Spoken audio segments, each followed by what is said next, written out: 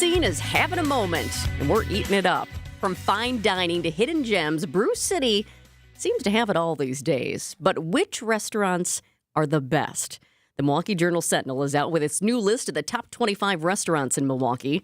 And joining us now is the woman who tasted her way through the city, the Journal Sentinel's dining critic, Rachel Bernhard. I'm so glad you're back. Yeah, thank you for having me. I like that you start this article out by saying, Milwaukee, I'm full. Yes. I can only imagine. Woo! What makes this year's top 25 list special or unique? There are a couple of restaurants that have never appeared on the top restaurants list this year. Part of that is because I try not to include anything that's been open less than 6 months, but there were a couple that sneaked in last year. So 1033 Omakase, the new Omakase restaurant in Walker's Point, appears on the list for the first time. And then also Room Service in Bayview, which is a Japanese Thai restaurant. Those are both very, very popular restaurants, and for good reason. Room Service is so good. And also, it's one of those restaurants where you want to take pictures of everything you get. It's a presentation, really. Absolutely. They have so much style and flair in there, and their decor is beautiful, too. So when you go in to sample these restaurants, do people know you're coming in? Like, you've been around here a few years now. Do you set things up ahead of time? Do you try and be discreet? How do you do it? Yes, I do try to be discreet. I mean, I know some restaurants probably know who I am when I'm walking in, but I typically go under a pseudonym. I use a fake name. I use different phone numbers and email addresses before I go, just because I want to dine like everybody else. I don't want any special treatment. So I figure once I'm already at the restaurant, there's not a whole lot that they can do to give me special treatment at that point. I love the fake name situation. Veronica Corningstone, table for two? I'm wondering, do you always use the same fake name or have you switched that up? Because if you've switched it up, I'd love for you to tell us one of those names. I do switch it up. I can't divulge because I might have to go back to the well. But I'll say there are a lot of pop culture references. I'm a big pop culture fan. So, that's part of the fun. A lot of friends give me suggestions, too. Okay. All right. So when you've got this list of restaurants, and there are some repeat restaurants from previous years, do you go back and do it again? Like, you know what I mean? Or do you kind of hold on to your knowledge and experience from the year prior? I go back to the restaurants every year. So, there could be a year where they're absolutely fantastic, and the next year, maybe they've just kind of slipped a little bit. And I know restaurants change from day to day, hour to hour, but I do try to make sure and see if they're doing anything new. There might be a new chef at a restaurant, so I want to check out what they're doing there too. So yes, every restaurant on the list and many, many more, I visit every year. When you're examining the restaurants and the food, you actually use the word in this article, scrutinize. What exactly are you looking for? Oh, so many things. Also, in another article that has come out with this, I say that I'm the least fun person to dine with in the city, I'm sure. Because as my table mates are having conversation, I'm kind of reading the room. I'm watching just not my server, but the rest of the service throughout the restaurant as well. I'm checking the pacing of the dishes when they come out. I'm noting if something is a little bit too salted or maybe a little too bland. And I'm feverishly taking notes mentally and sometimes on my phone as well.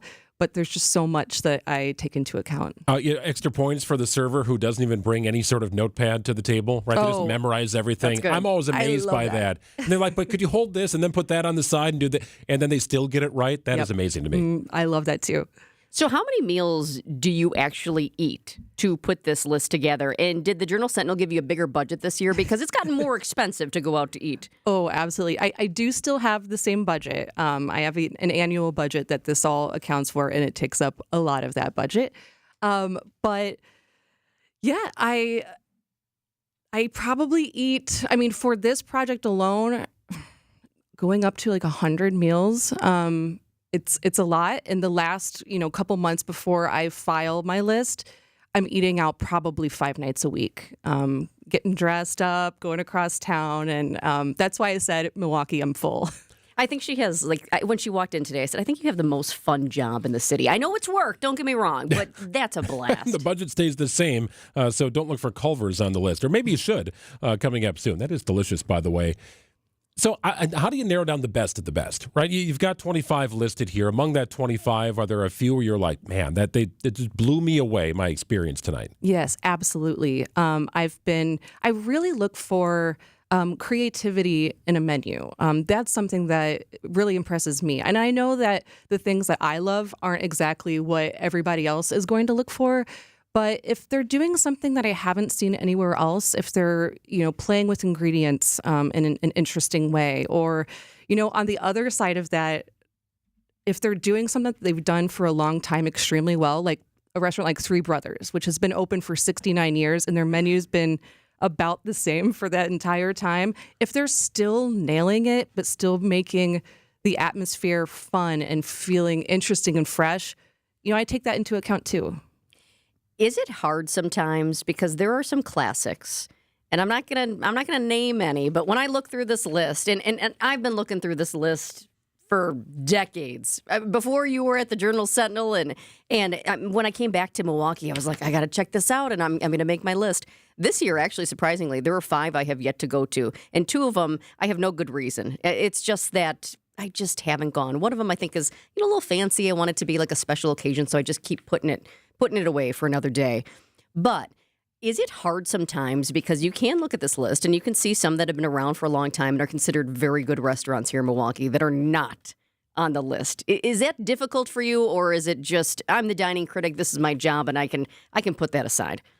It is very difficult, because I know there are many restaurants that are very well respected around town, and I love them too, that aren't on the list, but I have to put any biases aside. I have to truly judge it on my year's experience dining there alone. And thankfully this year, I haven't really heard from any people that have said, you've missed this one, like this is my favorite place. I'm sure I will.